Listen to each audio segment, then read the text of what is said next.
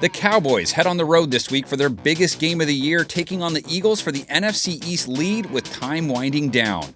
We of course have predictions, but first let's surf through a few numbers. Recent history says this matchup should be a little lopsided. After all, Dallas is riding a 4-game win streak against the Eagles, including their latest 27-point victory in Week 7, their largest against the Birds since 1998. And Elliott this time is into the end zone. Ezekiel Elliott, he's averaged 114.8 rush yards per game against the Eagles in his career, most of any player versus Philly in the Super Bowl era. And then there's AMARI Cooper. His 132.7 receiving yards per game against the Eagles since last season is the most by any player against a single opponent in that span. Barnett is back in the game. A double shoulder shake and then downfield, and it's caught by AMARI Cooper. So how do the Eagles break these trends? Part of the solution is by keeping Dallas's offense off the field, which they can do by taking care of the ball better. Wentz fires, intercepted. Picked off by Xavier Woods. Their 23 giveaways this season is tied for 9th most in the NFL, and 4 of them came in that midseason blowout against the Cowboys.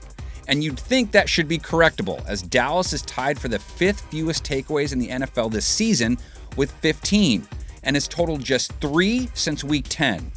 Aside from avoiding turnovers, the Eagles also just need to keep more of their offensive drives alive, and with their depleted receiving core, that responsibility falls on their tight ends. Put Howard in motion.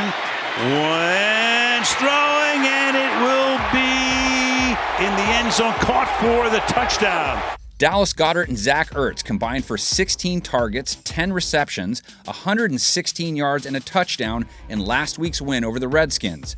In their previous matchup against the Cowboys, Goedert was the Eagles' leading receiver with 4 catches, 69 yards, and a touchdown. And only 2 teams have allowed more receptions to tight ends than the Cowboys, so look for Wentz to target that position heavily in this game. Defensively, the Eagles' penchant for sacrificing splash plays has been a killer.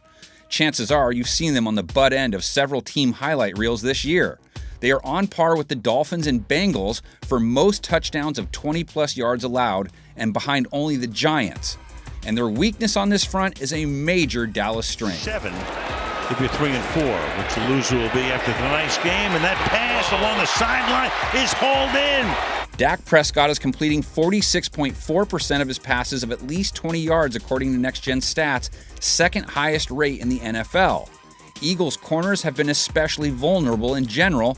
Their 18 touchdown catches allowed are tied for second most, and they are yielding a 107.9 passer rating when targeted according to PFF.